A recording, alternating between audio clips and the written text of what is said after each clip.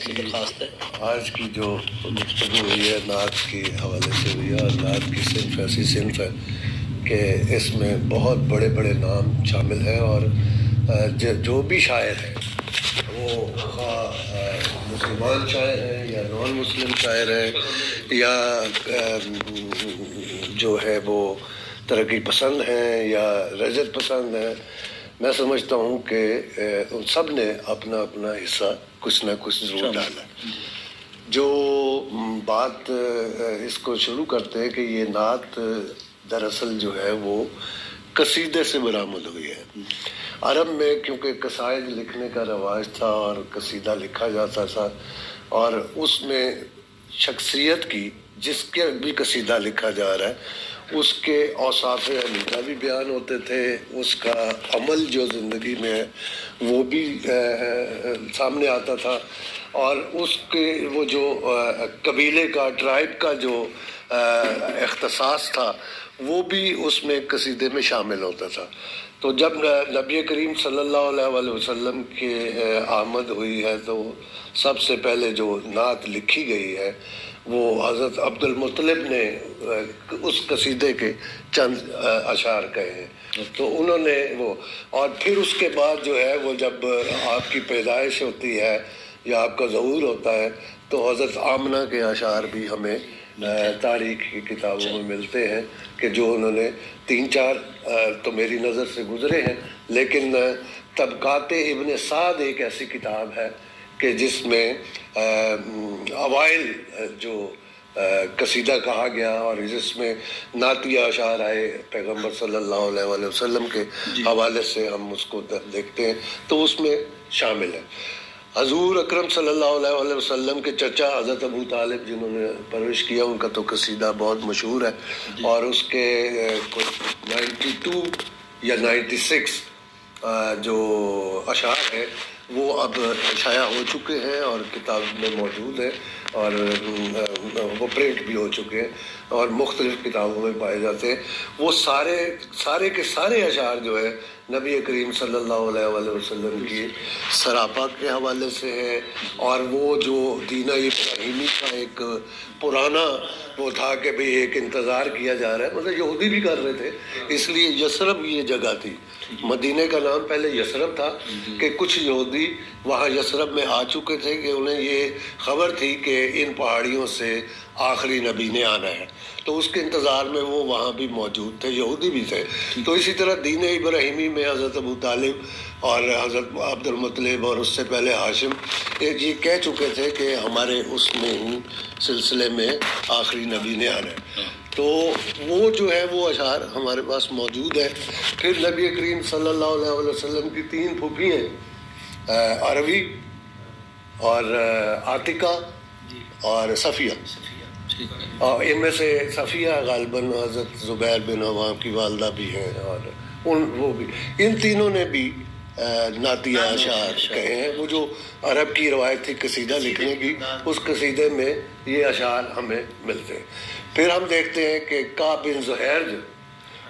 زہیر نے جو ہے وہ باقاعدہ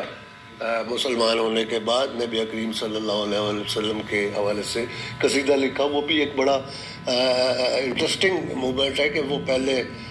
اسلام نہیں لائے تھے اور ہجو لکھتے تھے حضور اکرم صلی اللہ علیہ وسلم کے حوالے سے، انہوں نے ہجو لکھی، اور لیکن اس کے بعد جب وہ پکڑ کے لائے اور پھر وہ انہوں نے کہا کہ بھئی اس کی زبان بند کر دو، اس کو چھوڑ دو، اپنا کون ہے جو اس کی زبان بند کرے، تو سب نے کہا، صحابہ کرام نے، ہمیں ہمارے حوالے کریں ہم مارتے، تو وہ انہوں نے کہا نہیں، حضرت علی کو کہا کہ بھی آپ ان کو وہ کریں، تو حضرت علی ان کو لے کے گئے، لوگ پیچھے پیچھے چلے کہ آپ دیکھیں گے کہ کیا ہوتا ہے، تو آپ نے اس وقت کوئی کافی رقم جو درہم دینار جو بھی تھے وہ اس کے حوالے کیے اور اس کو کہا کہ چلے جاؤ تم یہ شہر چھوڑ کے نکل جاؤ۔ اگلے دن دیکھتے ہیں تو فجر کی نماز میں وہ آ گئے اور وہ جناب وضو کر رہے ہیں، وہ اپنا بیٹھے ہوئے ہیں مسجد میں اور کہہ رہے ہیں کہ جی میں تو اسلام قبول کرنا ہے، تو اس طرح سے زبان بند کی۔ تو انہوں نے پھر قصیدہ لکھا، اور آپ کو یہ قصیدہ بردہ شریف یہ آپ نے سب نے سنا ہوگا، وہ شرف الدین بصیری کا ہے۔ لیکن پہلا جو قصیدہ بردہ شریف ہے وہ کعب بن زہیر کا لکھا ہوا ہے، تو انہوں نے لکھا، اور اس کے بعد جو ہے حسان بن ثابت کی تو مشہور ہیں، سب جانتے ہیں کہ انہوں نے بھی وہ قصائد لکھے، نعتیہ قصائد لکھے، اور پھر وہ جو ہے وہ یہ اس طرح سے پھر یہ روایت جو ہے جب ایران میں گئی ہے، عجم کی طرف گئی ہے،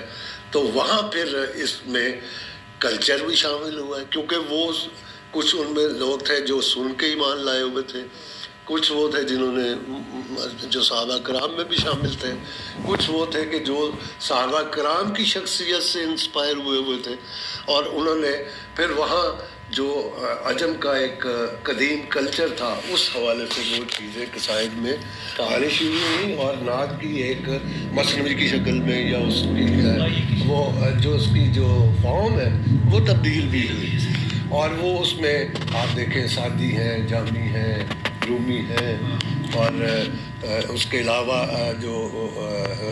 بہت سے شعراء ہیں۔ اچھا، اس میں ایک میں کیونکہ آگے جب آؤں گا تو میں پہلے سے بات کر دیتا ہوں کہ ہم اس نعت گو شعراء میں 3 کیٹیگریز بناتے ہیں۔ ایک وہ شعراء ہے جو کہ ٹوٹیلٹی شاعری میں رہ کے انہوں نے نعتیہ کلام لکھا، ایک وہ ہے جنہوں نے اسی میں ہی رہ کے صرف نعت اور منقبت اور سلام یا حمد میں ہی اپنے آپ کو ڈومینیٹ کیا، تیسرے صوفیاء کرام کہ وہ جو شعراء ہے وہ جنہوں نے شعر کیا۔ تو جب یہ عجم میں نعت کو اس میں بہت ساری چیزیں شامل ہوئی ہیں، اور ان کی سیرت کے پہلو جو ہے سراپا کے ساتھ، کیونکہ وہ انہوں نے دیکھا نہیں ہوا تھا، تو جو سراپا کے اشعار ہمیں نعت میں ملتے ہیں وہ فارسی روایت میں ہمیں زیادہ ملتے ہیں، تو اس وجہ سے وہ شروع میں کیونکہ سراپا بیان کیا جاتا تھا، شخصیت کو پینٹ کیا جاتا تھا، شخصیت کو جب پینٹ کرتے ہیں تو پھر آپ دیکھتے ہیں کہ اس میں پھر سراپا پورا آتا ہے، اس میں آنکھ بھی آتی ہے، کان بھی آتے ہیں، گھیسو بھی آتے ہیں، چلنے کا انداز بھی آتا ہے، اٹھنے کا انداز، بیٹھنے کا انداز، بات کرنے کا انداز، وہ باتوں کا انداز جو ہے وہ ساری چیزیں ان کو متعارف کرائی گئیں کہ یہ شخصیت جو تھی وہ یہ شخصیت تھی۔ وہاں سے جب برصغیر میں اردو روایت میں نعت داخل ہوتی ہے تو اس میں تو اس کی جو فارم ہے وہ تبدیل بھی ہوئی، اور وہ اس میں آپ دیکھیں سعدی ہیں، جامی ہیں، رومی ہیں، اور اس کے علاوہ جو بہت سے شعراء ہیں۔ اچھا، اس میں ایک میں کیونکہ آگے جب آؤں گا تو میں پہلے سے بات کر دیتا ہوں کہ ہم اس نعت گو شعراء میں 3 کیٹیگریز بناتے ہیں۔ ایک وہ شعراء ہے جو کہ ٹوٹیلٹی شاعری میں رہ کے انہوں نے نعتیہ کلام لکھا، ایک وہ ہے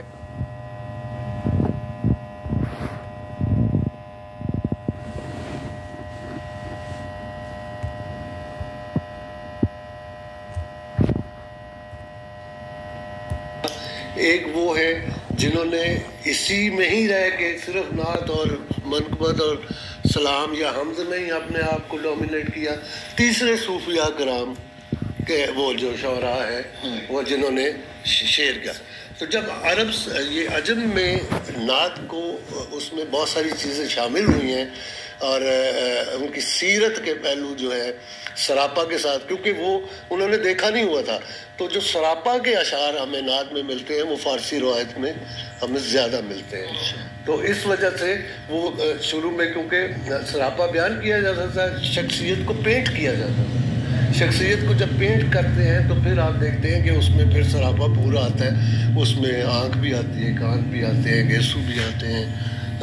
چلنے کا انداز بھی آتا ہے، اٹھنے کا انداز، بیٹھنے کا انداز، بات کرنے کا انداز، وہ باتوں کا انداز جو ہے وہ ساری چیزیں ان کو متعارف کرائی گئیں کہ یہ شخصیت جو تھی وہ یہ شخصیت تھی۔ وہاں سے جب برصغیر میں اردو روایت میں نعت داخل ہوتی ہے تو اس میں تو میرا خیال ہے کہ جو غزل کے شعراء ہیں وہ کوئی بھی ایسا شاعر نہیں گزرا، وہ قلی قطب شاہ ہو، ولی دکنی ہو، میر تقی میر ہو، غالب ہو، سودا ہو، مومن ہو، فیض اپنا وہ کیا کہتے ہیں آتش ہو، تو یہ اور اس کے ساتھ پھر جو دوسری روایت جو میں نے ذکر کی ہے وہاں پہ جو امام کی صورت جس کو ملتی ہے وہ ہے محسن کاکوروی. محسن کاکوروی ہیں, امیر مینائی ہیں. میں نام اس لیے لے رہا ہوں تاکہ ہمیں ادوار سمجھ میں آتے جائیں اور بات کو جنرلی کیونکہ بات ہو رہی ہے اور تو وہ امیر مینائی ہیں. پھر احمد رضا خان بریلوی ہیں. اور اس کے پیرالل جو اس روایت کو لے کے ساتھ چل رہے ہیں اس میں ہمیں ظفر علی خان نظر آ رہے ہیں, اقبال نظر آ رہے ہیں, الطاف حسین حالی نظر آ رہے ہیں. تو یہ ان میں فرق یہ ہوا کہ یہ جو شعراء تھے اب 2 مکتبہ بن گئے, بلکہ 3. اس میں جو تیسرے میں ہم لیں تو اس میں ہمیں عبد القادر گیلانی کی نعتیں ہمیں نعتی اشعار نظر آتے ہیں. پھر اس کے بعد شہباز قلندر کے موجود ہیں. پھر اس کے بعد صابر کلیری کے ہاں موجود ہے, خواجہ معین الدین چشتی کے ہاں موجود ہے. پھر وہ کیا کہتے ہیں میں نے پھر یہ ابو علی سینا آ جاتے ہیں. پھر یہ ایک روایت مختلف ہے. یہ وہ ہے جو تصوف کی شاعری میں نعت کو اپنے محبوب کی صورت میں آگے لے کر آتے ہیں اور دیکھتے ہیں. وہ نعت اور منقبت دونوں کو ساتھ لیے چلتے ہیں. تو یہ جب اقبال ہے تو اقبال, حالی اور ظفر علی خان یہ وہ شعراء ہیں جنہوں نے سیرت کے ساتھ ساتھ جو مسلمانوں کے عقائد ہیں اپنے اپنے مکتبہ فکر کے حوالے سے وہ اس کو بھی ڈومینیٹ کیا ہے. لیکن اقبال اس لیے منفرد نظر آتا ہے کہ وہ کہتا ہے لو بھی قلم, لو بھی تو, قلم بھی تو, تیرا وجود الکتاب. اب یہ دیکھیں کہ وہ پورا کہ وہ جو ہے نا کہ یہ رسول, قرآن کی آیت ہے کہ یہ رسول تو اس وقت تک بات نہیں کرتا جب تک ہم نہ چاہیں. تو یعنی ان کا اٹھنا بیٹھنا وہ رسول صرف وحی کی حد تک نہیں تھے. وہ ان کا اٹھنا بیٹھنا, مکالمہ کرنا, گفتگو کرنا, عام لوگوں کے ساتھ بات کرنا, عام لوگوں کے ساتھ ٹریٹمنٹ کرنا, وہ ہر حالت میں رسول تھے نبی سے. تو وہ چیز جو ہے وہ پھر ہم دیکھتے ہیں کہ وہ اس میں تیرا وجود الکتاب قرآن کے مطابق جو ہے وہ ساری چیزیں, سیرت بھی آ گئی, صورت بھی آ گئی, اور وہ سارے جو معاشرتی پہلو ہیں جو وہ بھی اس میں سما گئے. اسی طرح ہم دیکھتے ہیں اب جو احمد رضا خان بریلوی ہیں, امیر منائی ہیں یا محسن کاکوروی ہیں, ان کو ایک پلیٹ فارم میسر آیا کہ یہ جو نعتیہ محافل کا انداز تھا یا جو ابھی بھی آج بھی ہوتی ہیں اور ان کو بار بار پڑھنے کا موقع ملتا ہے, نعت کی محافل جو ہے وہ علیحدہ سے ترتیب دی جاتی ہیں, تو اس میں وہ آیا. اسی طرح شیعہ مکتبہ فکر میں بھی نعت بھی آتی ہے اور پھر منقبت بھی ہے, اسلام بھی ہے. اسی طرح یہ محافل آئے تو اس میں وہاں سراپا کام کیا اور وہاں جو فکر تھی اسلام کی وہ کام کی. تو آپ یہ دیکھیں کہ غزل میں جب ہم غالب کو دیکھتے ہیں تو اس کے ہاں بھی نعت موجود ہے, میر تقی میر کے ہاں بھی, جیسے میں نے پہلے ذکر کیا. تو یہ 2 طبقے چلتے رہے ہیں, یہ ساتھ ساتھ چلتے رہے ہیں, کیونکہ پھر یہ بغداد کی صنف جو بنی ہے یہ پھر بعد میں جا کے اسی دور میں ہم دیکھتے ہیں. اور نو باردیاتی نظام میں یہ ایک آپ اس کی مثال چھوٹی سی میں یہ دوں گا کہ کیونکہ مسلمان جو تھے انگریز دور میں بالکل راندہ درگاہی ہو چکے تھے, تعلیم بھی انگریزی نہیں اس وقت ممنوع تھی اور وہ سارا تھا. تو اس میں پھر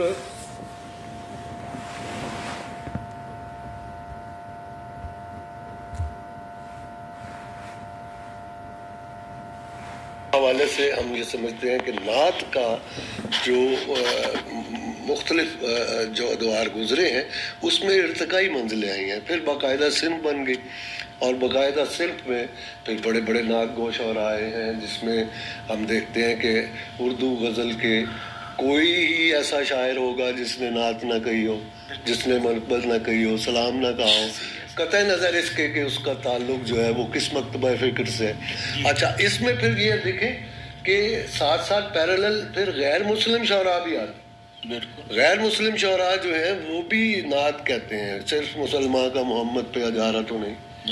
ٹھیک ہے. اس کے بعد دلو رام کوسری ہے، اس کی بہت ساری نعتیں ہیں. انہوں نے ابھی خواتین شعراء کی بات کی تھی تو اس میں رانی روپ کماری کی نعتیں بہت زیادہ ہیں. پھر ہری چند اختر کی بہت ساری نعتیں ہیں. تو یہ ابھی ہمارے ہاں نذیر کیسر کی کا پورا مجموعہ آیا ہوا ہے. تو وہ نذیر کیسر جو ہیں وہ مسلمان نہیں ہیں لیکن کرسچن ہیں، لیکن ان کا نعت کا مجموعہ پورا موجود ہے اور ایک مستند نعت وہ شاعر کی حیثیت سے وہ جانے جاتے. تو میں یہ سمجھتا ہوں کہ جو قرآنی شخصیات ہوتی ہیں، اب قرآنی شخصیات جو ہے حضور اکرم صلی اللہ علیہ وآلہ وسلم سے بڑی کون سی شخصیت ہو سکتی ہے. تو ان کا ہر عمل جو ہے ہمارے لیے ایک مشعل راہ ہے. لیکن اس میں جب ملوکیت کا کیونکہ دور رہا، بادشاہت انٹروڈیوس ہوتی رہی، ان کے پاس پاور رہی، طاقت رہی، تو عام لوگوں کو جو دوسری قومیں تھیں ان کو اسلام کا یہی چہرہ نظر آیا. اس میں کریکٹر والا، کردار والا چہرہ ہے وہ ذرا کم نظر آیا، کیونکہ اسی کا چہرہ نظر آئے گا جو ڈومینیٹ ہوگا، جس کے پاس اقتدار ہوتا ہے، وہ اس کا وہ زیادہ لوگوں کے سامنے آتا ہے. تو وہ لیکن آپ یہ دیکھیں کہ جو صوفیاء ہیں، جیسے پیر مہر علی شاہ نے پنجابی میں کہی ہیں، یا میاں محمد بخش نے کہی ہیں اپنی پنجابی زبان میں، تو وہ کہتے ہیں ماں اجمل کا، ماں اکمل کا، ماں احسن کا، سبحان اللہ، ماں اجمل کا، ماں احسن کا، ماں اجمل کا، کتنے مہر علی کتنے تیری سنا گستاخ کی تھی کتنے جا آج سکھ متراں دی بدیری ہے کیوں جندڑی الاس گلیری. تو یہ پنجابی میں بھی مطلب آپ کسی بھی زبان کو دیکھ لیں تو اس میں بہت اعلیٰ شاعر وہ جے میں دیکھا عملہ بلے کچھ نہیں میرے پلے، جے ویکھا تیری رحمت بلے بلے بلے بلے، میاں محمد بخش یہ کہتے ہیں. تو اب اسی طرح پشتوں میں اب ہم جب دیکھتے ہیں تو رحمان بابا کا جو کلام ہے وہ نعتیہ کلام ہے، وہ عشقیہ کلام ہے، وہ صوفیانہ کلام ہے، اس رنگ میں آتے ہیں. ہمارے یہاں صوفیانہ کلام میں سندھ میں شاہ لطیف ہے، سچل بٹائی ہیں، ہمارے یہاں سلطان بہو ہے، بلے شاہ ہے، میاں محمد بخش ہیں، اور یہ سارے. اچھا پھر اس کے بعد یہی اسی خطے کے جہاں اسلام آباد میں ہم بیٹھے ہوئے ہیں، یہاں کے حافظ مظہر الدین ہیں جن کی بڑی اچھی نعتیں آئی ہیں. پھر آپ یہ دیکھیں کہ غزل کا شاعر جو ہے وہ نعت کے فن کو پہ توجہ دیتا ہے، جبکہ جو دوسرے شعراء ہیں ان کے ہاں آپ کو لرزشیں فن میں نظر آ جاتی ہیں. لیکن غزل کے شاعر جو نعت کی طرف آئے ہیں، ہاں وہ ٹوٹیلٹی میں نعت کی طرف چلے گئے اور انہوں نے غزل چھوڑ دی، یا وہ غزل کے ساتھ ساتھ نعت بھی کہتے رہے، تو ان کے اور ان کے کلام میں آپ کو واضح فرق نظر آتا ہے. اور وہ اس لیے آتا ہے کہ کیونکہ نظم میں، غزل میں، ربائی میں یہ آپ فنی طور پہ مصرع سازی جو ہے اس پہ زیادہ زور دیتے ہیں اور فن میں رعایت نہیں دیتے. عقیدت جو ہے، بلکہ جو حمدیہ شاعری ہے، نعتیہ شاعری ہے، اسلام کی شاعری ہے، یا یہ منقبت کی شاعری ہے، اس میں ہمیں فن کا بھی اسی طرح لحاظ رکھنا ہے جس طرح ہم قرآن پڑھتے ہوئے زیر زبر پیش کا خیال کرتے ہیں. تو اسی طرح نعت جب کہی جا رہی ہو یا سلام کہا جا رہا ہو تو صرف عقیدت نہیں ہے جی میں نے کہہ دیا تو میری عقیدت ہے، وہ قبول کرنے والے. وہ جب آپ کو ہنر دیا ہے تو ہنر کی کامل صورت جو ہے ان کی صورت میں پیش کی جائے. جب ہم مسجد میں جاتے ہیں تو ہم باقاعدہ اہتمام کے ساتھ جاتے ہیں نماز پڑھنے، اچھا کپڑا پہنتے ہیں، کوئی گند تو نہیں لگا ہوا، کچھ نہیں لگا ہوا، صاف ستھرے ہو کے جاتے ہیں. تو اسی طرح جو فن ہے وہ بھی صاف ستھرا اور پیور اور کامل حالت میں جانا چاہیے، اور نعت کا اثر ہی جب آتا ہے. تو جب ہم دیکھتے ہیں کہ جب اپنے اثر کو شامل کیا جاتا ہے اس فن میں تو پھر اس کے مطالب جو ہیں وہ بڑھتے جاتے ہیں، اس کی پرتیں جو ہے، ڈائمنشن جو ہے وہ بہت ساری ہو جاتی ہیں. صرف مذہب ہی نہیں رہتی یا صرف عقیدہ سامنے نہیں آتا، صرف اس کی سرشاری نہیں ہوتی، بلکہ آپ ایک ان سین جو ہے مبلغ کا کردار ادا کر رہے ہوتے ہیں کہ بھئی یہ ہم نے جو بات کی ہے وہ لوگوں کو دلوں تک پہنچے، اور اس شعر سے اور اس مصرے سے اگر کسی میں تھوڑی سی تبدیلی بھی آ جاتی ہے تو آپ نے بہت بڑا کام کر دیا جو نعت گو شعراء ہیں۔ اب ہم اس کو جب دیکھتے ہوئے آگے جاتے ہیں تو ہم اپنے 3 شعراء کی طرف ہی آئیں گے، اور میں سمجھتا ہوں کہ خلیق نے بھی اپنی ابتدائی گفتگو میں اور آپ لوگوں نے بھی اپنی ابتدائی گفتگو میں بہت ساری بات کر دی ہیں، میں ان باتوں کو دہراؤں گا نہیں، لیکن یہ میں ضرور کہوں گا کہ حفیظ طیب نے جو اپنی نعت کہی ہے تو اس نعت میں ان کی جو ان بلٹ جو اندرونی کیفیات کی سرشاری ہے وہ ہمیں ان کی نعت میں نمایاں نظر آتی ہے، اور وہ جو کیونکہ یہ ضروری ہوتا ہے جب تک آپ شخصیت ایک کامل شخصیت کو صرف نعرے کے طور پہ نہیں لیتے بلکہ اس کو قرآن کی آیات کے مطابق دیکھتے ہیں کہ کردار سازی قرآن کی آیات کے مطابق ہے کہ نہیں ہے، جب ہوتی ہے تو پھر آپ کے اندر ایک اس شخصیت کے لیے ایک سرشاری کی کیفیت پیدا ہو جاتی ہے، وہ آپ کے ماڈل جو ہے وہ ایسے ماڈل نہیں بنتے کہ پھر وہ کسی کے پروپیگنڈے سے ٹوٹ جائے، وہ آئیڈیل جو ہے وہ بنتے اور ٹوٹتے رہتے ہیں، لیکن جو ایسی شخصیات ہوتی ہیں جو ملکوتی شخصیات ہوتی ہیں جو الہی شخصیات ہوتی ہیں ان کا وصف یہ ہوتا ہے کہ کسی عہد میں لے جائیں، کسی دور میں لے جائیں، کسی معاشرے میں لے جائیں، وہ ان کا کردار جو ہے وہ نمایاں نظر آتا ہے۔ تو یہ چیز جو ہے حفیظ طیب کی جو کیفیات کی شاعری ہے اس میں ہمیں نظر آتی ہے، باقی ان کی کتابوں کے حوالے ان کو ایوارڈ ملے، پذیرائی ملی، یہ دنیا کی باتیں ہیں، اور دنیا کی باتوں میں جو ہے وہ میں سمجھتا ہوں کہ یہ اعتراف ہونا چاہیے، یہ ہے وہ اپنے مشاہیر کا ہمیں کرنا چاہیے۔ آج حلقہ ارباب ذوق اسلام آباد نے یہ جو محفل سجائی ہے نعت کے حوالے سے، رمضان کا مہینہ ہے، ہم بھی ان سعادتوں میں شریک ہو گئے ہیں، بات کرنے کا موقع مل رہا ہے، ان میں سے ہماری ایک بات بھی قبول ہو جائے تو ہمارے لیے تو وہ اعزاز کی بات ہے، اور شکر ادا کرتے ہیں اللہ کا کہ اس نے موقع دیا ایسی محافل میں آنے کا اور بیٹھنے کا اور بات کرنے کا۔ حفیظ طیب کی شاعری میں یہ باتیں آتی ہیں، اور میں سمجھتا ہوں کہ ساری باتوں کو چھوڑتے ہوئے میں آپ کو ان کی اسی حوالے سے میں بتاتا ہوں کہ دلوں کی تہ میں پوشیدہ محبت دیکھنے والا، وہ محبوب خدا جذبوں کی وسعت دیکھنے والا، کیا بات ہے، مکان و لا مکان کی شوکتیں زیر قدم اس کے، وہ موجود و عدم کی ہر ولایت دیکھنے والا۔ کیا تو یہ دیکھیں کہ یہ اس چیز کو وہ کس طریقے سے لے کے آئے ہیں، اور وہ جو آپ نے حوالہ بھی دیا ہے پشاور میں پیدا ہوئے اور گجرانوالہ کے پاس احمد نگر ان کا گاؤں تھا، وہاں وہ رہے، تو اس کے ساتھ بھی دیکھیں انہوں نے اپنے گاؤں کے نام کو ہی جو ہے وہ کس طریقے سے جو ہے وہ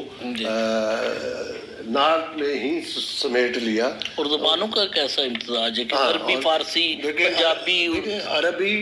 یہ لوگ جو تھے یہ عالم لوگ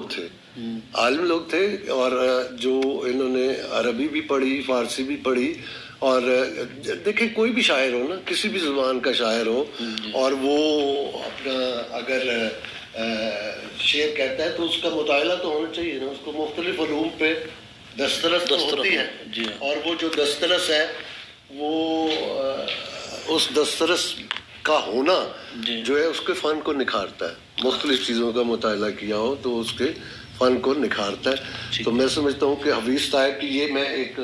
وہ شعر دوست سناتا ہوں، خوش ہوں کہ میری خاک ہی احمد نگر کی ہے، خوش ہوں کہ میری خاک ہی احمد نگر کی ہے، مجھ پر نظر ازل سے شاہ بیر و بر کی ہے، مجھ پر نظر ازل سے شاہ بیر و بر کی ہے، شاید کیا ہے یاد مجھے پھر حضور نے، شاید کیا ہے یاد مجھے پھر حضور نے، پھر کیفیت عجیب میری چشم تر کی، اور وہ آپ کو پتہ ہے کہ کلام پڑھتے ہوئے اور وہ کرتے ہوئے وہ رکت ان پہ طاری ہو جاتی تھی، اور وہ اس کو انہوں نے اس خوبصورتی سے بیان کیا، اور ان کی ایک نعت جو ہے مجھے بھی بہت پسند ہے، آپ نے اس کا ایک نثرہ بھی پڑھا تو اس کے چند شعر میں سنا دیتا ہوں۔ خوشبو ہے دو عالم میں تیری ہے گل چیدہ، کس منہ سے بیاں ہوں تیرے اوصاف حمیدہ، تو روح زمن رنگ چمن ابر بہاراں، تو حسن سخن شان ادب جان قصیدہ۔ اب یہ دیکھیں یہ غزل کا شاعری جو ہے وہ لا سکتا ہے اس طریقے سے۔ تجھ سا کوئی آیا ہے نہ آئے گا جہاں میں، دیتا ہے گواہی یہی عالم کا جریدہ، اے ہادی برحق تیری ہر بات ہے سچی، دیدہ سے بھی بڑھ کر ہے تیرے لب سے شنیدہ۔ یعنی وہ جو دیکھنے سے زیادہ جو آپ کے لب سے پھول جھڑتے ہیں وہ شنیدہ۔ اب دیکھیں وہی بات آ گئی نا کہ وہ عجم کے لوگوں کو متعارف کرانے کے لیے۔ تو یہ اس طریقے سے میں سمجھتا ہوں کہ آج آپ نے حفیظ صاحب کو یاد کیا اور بڑا اچھا لگا، اور ان کے جو ڈیٹیل کیونکہ آپ بیان کر چکے ہیں تو میں نے اس سے اوائڈ کیا۔ مظفر علی وارثی وہ غزل کے بہت اچھے شاعر، نظم کے بہت اچھے شاعر، اس کے علاوہ گیت انہوں نے لکھے، وہ نغمہ نگار بہت اچھے تھے، اور پھر وہ ہائیکو بھی لکھتے تھے، اور ان میں یہ جو خصوصیت یہ تھی کہ وہ اچھے نعت گو بھی ہیں اور اچھے نعت خواں بھی ہیں، اور یہ بہت کم شعراء میں یہ بات ہمیں نظر آتی ہے۔ اور وہ جو انہوں نے گیت لکھے ہیں وہ دیکھیں کتنے مشہور گیت ہیں، 3-4 وہ ہے کیا کہوں ہے دنیا والوں کیا ہوں میں، یہ ان کا لکھا ہوا ہے۔ اور پھر یہ ہے کہ نقشہ تیری جدائی کا اب تک میری نظر میں ہے، اور وہ مجھے چھوڑ کر اکیلا کہیں دور جانے والے، اور یاد کرتا ہے زمانہ انہی انسانوں کو۔ اب یہ بڑھتے ہوئے طوفان، اب یہ سارے ان کے مشہور، اس میں ایک فلمی نعتیں بھی انہوں نے لکھی۔ فلمی نعت میں ان کی یہ نعت بہت مشہور ہے، کرم کی ایک نظر ہم پر خدایا، بہت مشہور ہے، بہت مشہور ہے، اور وہ اس طریقے سے وہ آیا۔ تو میں کہتا ہوں کہ جیسے آپ نے حمد کا حوالہ دیا ہے،